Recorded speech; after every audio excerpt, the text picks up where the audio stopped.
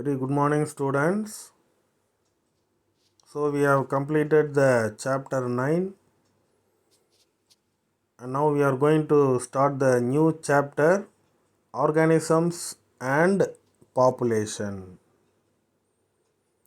Okay, in this chapter, we are going to discuss about what is the organisms and what is the environment, what are the different components of the environments, which is including the habitat, and also we are going to discuss about the adaptations, population attributes.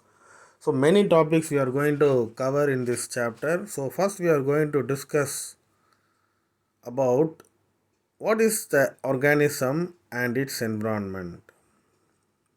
So every organisms are depends on its environment, isn't it? Even the human being, we are also comes under the organism. We are also called as the organisms, isn't it? So every organism is depends on its surrounding, and the surrounding is called as the environment, இல்லையா? அந்த environment வந்து அந்த organism வந்து என்ன பண்ணியிருக்கு, surround பண்ணியிருக்கு. So according to the environment, the organisms have lot and lots of adaptations, and also the environments are provided lot of things to the organisms, which is including the light, temperature, pressure, water, salinity. So all these things are the important environmental factor which is continuously interact with the organisms. Okay, so we are going to discuss about the various component of the environment. First we are going to discuss about what is the habitat.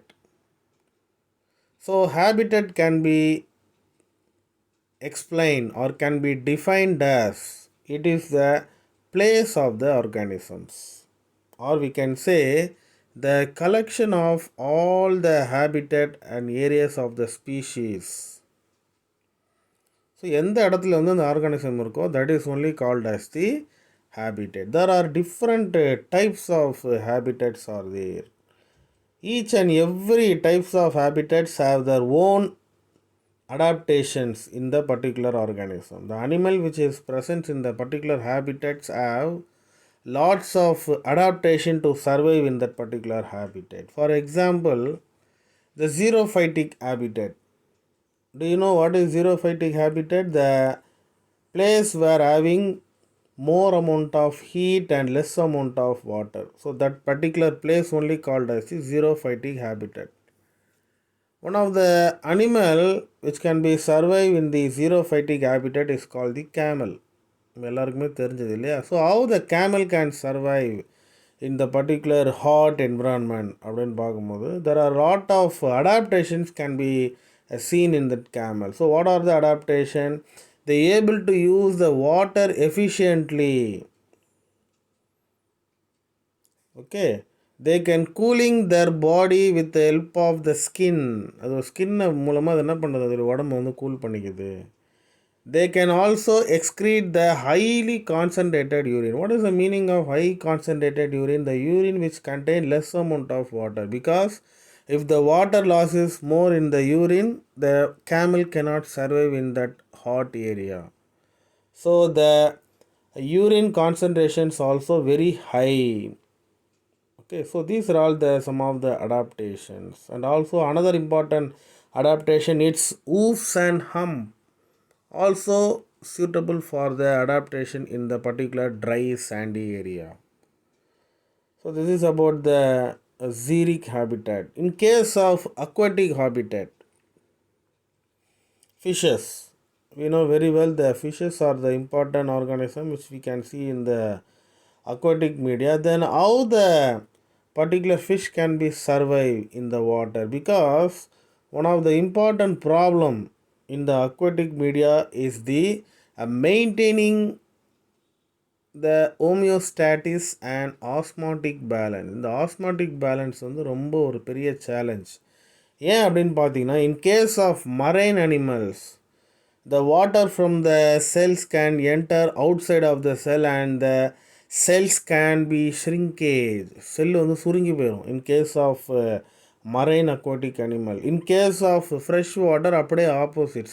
The cells can be burst due to the endoosmosis. So this is some of the important challenges which can be faced by the aquatic animals. Even though the aquatic animals have lot of adaptation to balance the osmotic balance வந்து maintain பண்ணுறதுக்கு they having lot of adaptations. So what are all the what are all the adaptations they are having? They are having the fins to move in the moves against a water current. They having the streamlined body. Fishesலாம் வந்து பார்த்தீங்கன்னா அதோடைய அந்த பாடியோடைய size வந்து பார்த்தீங்கன்னா shape வந்து பார்த்தீங்கன்னா stream லைனில் இருக்கும். So they can easily locomate in the water. Lateral lines sense organ they are having. They can easily find out the predator which is coming back to him. அதுக்கு பின்னாடி வரக்கூடிய enemies வந்து அதை என்ன பண்ண முடியும்? It can be easily sensed with the help of the lateral line sense organ. So அதே மாதிரி வேறு other some of the examples like they having the air sacs. Air sacs are contain lot of air so they can easily float on the water. So these are all the some of the adaptations are seen in the aquatic animals. So that's all about the habitat. So habitat உங்களுக்கு என்ன தெரிஞ்சு? So habitat it's a place where the organisms can survive. That is only called the habitat. So according to the habitat, that animals can get some of the adaptation to survive in the particular habitat. Now move on to the next component of the environment, that is a niche, which can be also called as the ecological niche. So niche அப்படின்னா என்ன? So இப்போ நம்ம இப்போ தான் ஹேபிட்னா என்னென்னு பார்த்தோம் இல்லையா? Habitat is a place where many number of organisms can be survive in the place. That is only call the habitat. So niche is a specific space in the particular habitat where some of the specific animals can be survive. For example, இது இன்னும் ஈஸியாக சொல்ல போனால் ஒரு ஹேபிட்டட்னால் நிறைய different species இருக்கும். Among that, some of the species are present in a particular place in the particular habitat. Not other organism can come and occupy the particular place. So that particular place which can be responsible for the survival of some of the species, which is called as the niche. அதுதான் வந்து என்னென்னு சொல்கிறாங்க niche, or we can also called as the ecological niche அப்படின்னு சொல்கிறாங்க. So the term niche or the term ecological niche was first used by the person Charles Elton. So according to him, it is the functional status of an organism in its community. Niche is the functional status of an organism in its community. That is only called as the niche. Okay. So we are going to discuss some of the example how the organisms are share their habitat with the help of the niche.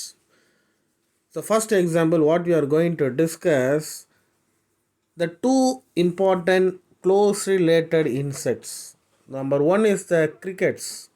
You can see here the first type of insects we can see here, the crickets, and another one is the grasshopper. Both are closely related insects only, and also they are living in the same habitat, but the place where they are surviving is different, because that is only called as the niche. இல்லையா?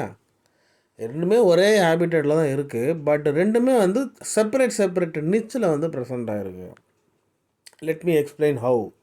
The grasshopper, you know very well about the grasshopper. They can be very active during the daylight, and also they can usually be found on the plant and feeding on the plant pods, isn't it? They will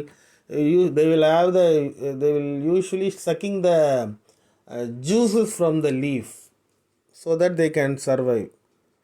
Although the cricket, so that is about the grasshopper. Coming to the cricket, they lives in the same field, but it is quite different. எப்படின்னு பார்த்தீங்கன்னா it is very inactive during the daytime. அதான் கொடுத்துருக்காங்க. During the daytime, the cricket hides under the leaves and plant debris. Whereas in case of grasshopper, they are very much active and they are taking their food from the leaf by sucking the juice during the daytime. But in case of cricket, it is hide during the daytime under the leaves and the plant debris, and it is active only at the night time. That's why the insects, the particular cricket insects are called the nocturnal. Nocturnal mean the organisms are active during the night time, whereas the organism can be very active during the daytimes are called the diurnal. Yeah. So the cricket and the grasshoppers do not interfere with each other's activity, but they are present in the same habitat, but in the different niche. So the niche of an organism can be defined as a total position and function of the individual in its environment. That is only called as the niche. Okay, so this is one example. The another example in case of the pond ecosystem. So pond is the habitat for the many number of fishes. So here they are giving some of the example. In a pond ecosystem, the catla, rohu and mrigal மூணுமே வந்து பார்த்திங்கன்னா ஒரே மாதிரியான மீனுங்க தான், ஆனால் வேறு வேறு species. So it is a place where these three fishes are survive. But in case of the niches, மூணுத்துக்குமே வந்து தனித்தனி நிச்சஸ் இருக்குது. For example, in case of the catla, இந்த கட்லா மீன் பார்த்தீங்கன்னா எப்போவுமே வந்து சர்ஃபேஸில் தான் இருக்கும். So we can say the niche of the catla is on the surface. So they are surface feeder. மேலே இருக்கக்கூடிய சின்ன சின்ன மீன்கள்லாம் பிடிச்சி சாப்பிடும் இந்த கட்லா. So we can say it is a surface feeder. In case of rohu, it is a column feeder. But in case of mrigal, it is a bottom feeder. So based on the feeding habitat, the niches are different, and also they having lot of adaptation. The adaptation in the mouth of that particular fishes are also determine their niches. So this is about the another good example for the niche. So that's all about the habitat. That's all about the concept of habitat and the niche. And now we move on to the some of the major abiotic component of the environment. என்னென்ன important abiotic components இருக்குது அதை பற்றி தான் பார்க்க போகிறோம். The first important abiotic component what we are going to discuss is the temperature. We already discussed about all the abiotic and biotic component in the botany itself. So once again we are studying in the zoology also.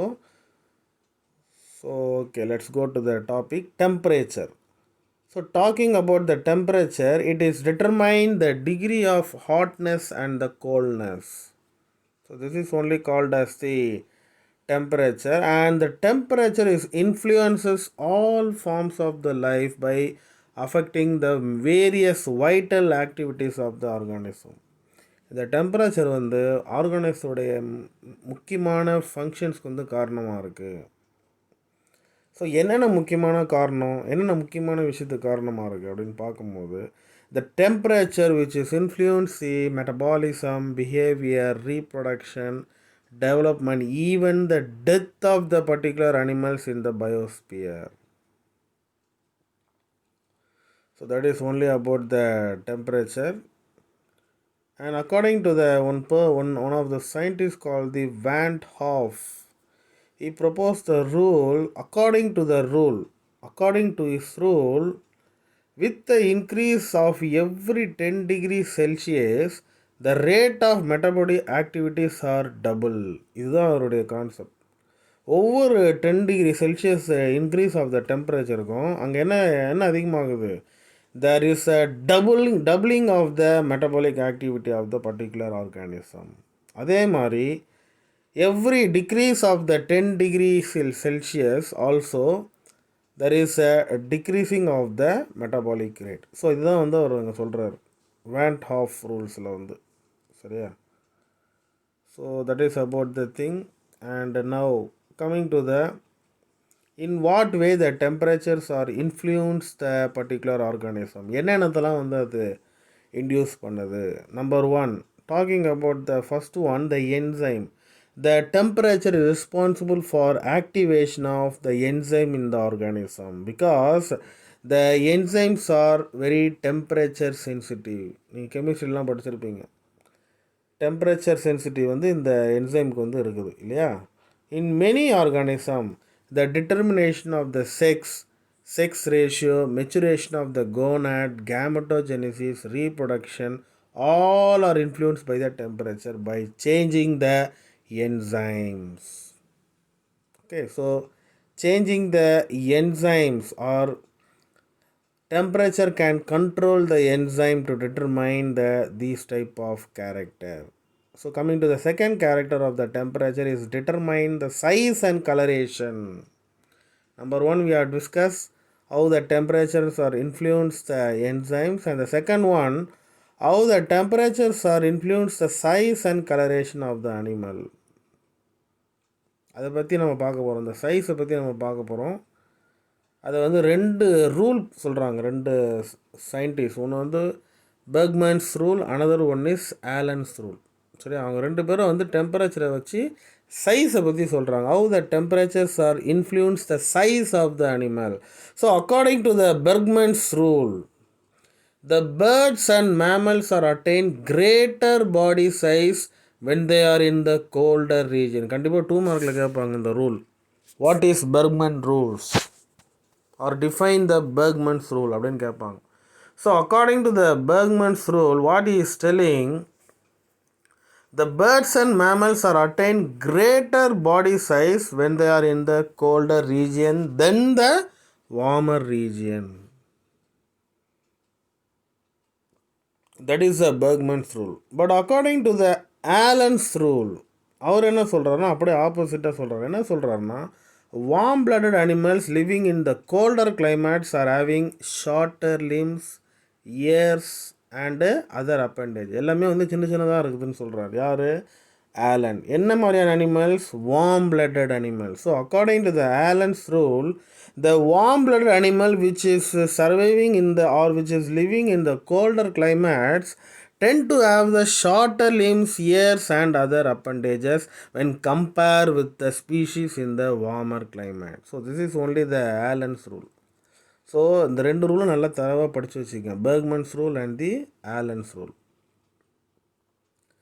But according to the Jordan's rule, another person is telling, in case of the aquatic environment, an inverse relationship between the water temperature and the fish meristic characters are observed. Water டெம்பரேச்சருக்கும் அந்த ஃபிஷ்ஷுடைய க்ரோத்துக்கும் வந்து என்ன இருக்குது? There is a good relationship. என்ன relationship? Inverse relationship. அப்படின்னா என்ன அர்த்தம்?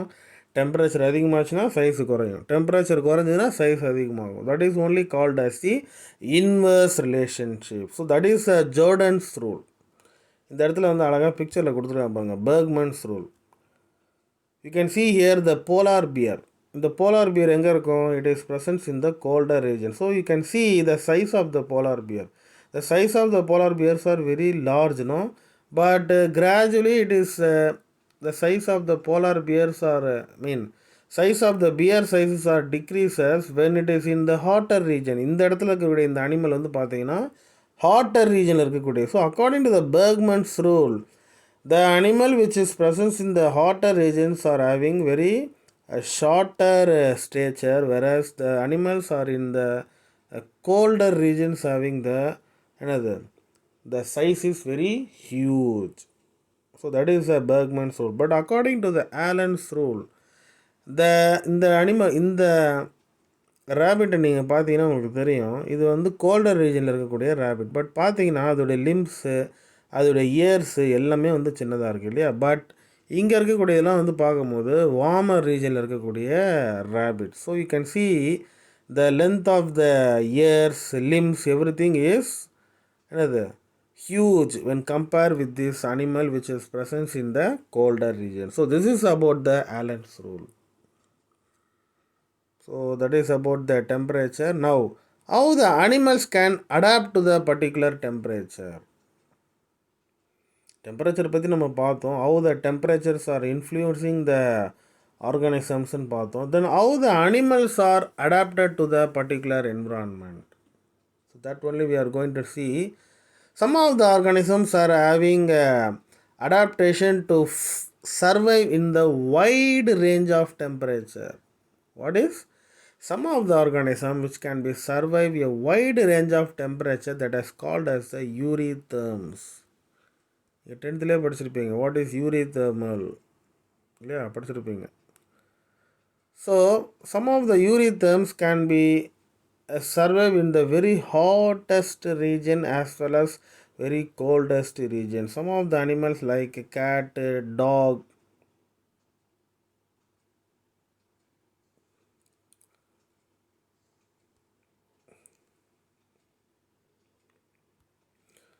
சரிங்க.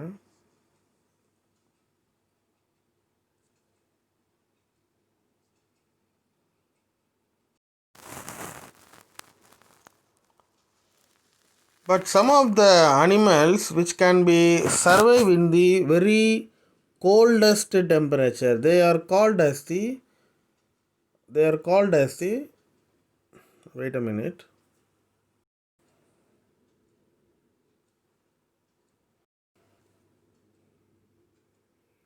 But some of the animals can be survive in the very cold environment. They are called as the cold euthermy. So that is about the some of the animals how they can survive in the hot and cold environment. So that only we are discussing. And now some of the animals can be tolerate only narrow range of temperature. They are called as the stenotherms. இந்த இடத்துல கொடுத்துருக்காங்க பாருங்க. They are called as the stenotherms. Why they are called as stenotherms? Because the organism which can tolerate only a narrow range of temperature. That's why they are called as the stenotherms. Some of the examples including the fish, frog, lizard, snakes, everything are comes under the stenotherms only. So that's all about the adaptations in the animal according to the temperature. Now we move on to the second type of adaptation. What we are going to discuss is the light. You know very well the light is an important essential abiotic factor. Yeah, it is one of the essential abiotic factor which is influence a lot of characters in the organisms, which is including the growth, pigmentation, migration, reproduction, etc. Yeah, the first important thing, the light is an essential for the vision. பார்வைக்கு வந்து ஒரு முக்கியமான ஒரு காரணம் வந்து என்னென்னு பார்த்தீங்கன்னா இந்த லைட்டு தான் இல்லையா. So this is proved by poorly developed or absence of eyes in the cave dwelling organism. இதுக்கு ஒரு குட் எக்ஸாம்பிள் என்னென்னு பார்த்தீங்கன்னா இந்த கேவில் டார்க் கேவில் இருக்கக்கூடிய அனிமல்ஸுடைய ஐசைட்டை வந்து பார்த்தீங்கன்னா ஒன்றுமே வந்து ரொம்ப புவராக இருக்கும். ஏன்னா that animals are always in the dark environment இல்லையா. That's why their eyesights are very poorly developed. அதே மாதிரி some birds, the gonads of the birds are more active with the increasing the light. So these are all the some of the influences of the light in the various physiological characteristics of the birds as well as the other organism. சில டேர்ம்ஸ்லாம் இருக்குது இந்த லைட்டை base பண்ணி, அதை மட்டும் நம்ம பார்த்துடலாம். First வந்து ஃபோட்டோ டாக்சிஸ். டாக்சிஸ்னாவே என்னென்னு பார்த்தீங்கன்னா moment. So the movement of the organism in response to the light, if it is moved towards the light, they are called the positive phototaxis. If it is moved away from the light, they are called as the negative phototaxis. அதே மாதிரி phototrophism, you might have studied in your 9th standard. The growth and orientation of the organism in response to the light, they are called as the phototrophism. If it is towards a source of the light, they are called as positive phototrophism. If it is away from the source of light, they are called as the negative phototrophism. So like that way the photokinesis, kinesis nave another movement இல்லையா or speed. So the changes in the speed of the locomotion in response to the light, which is called as the photokinesis. So this is only how the organisms are react with the light. So actually we are completed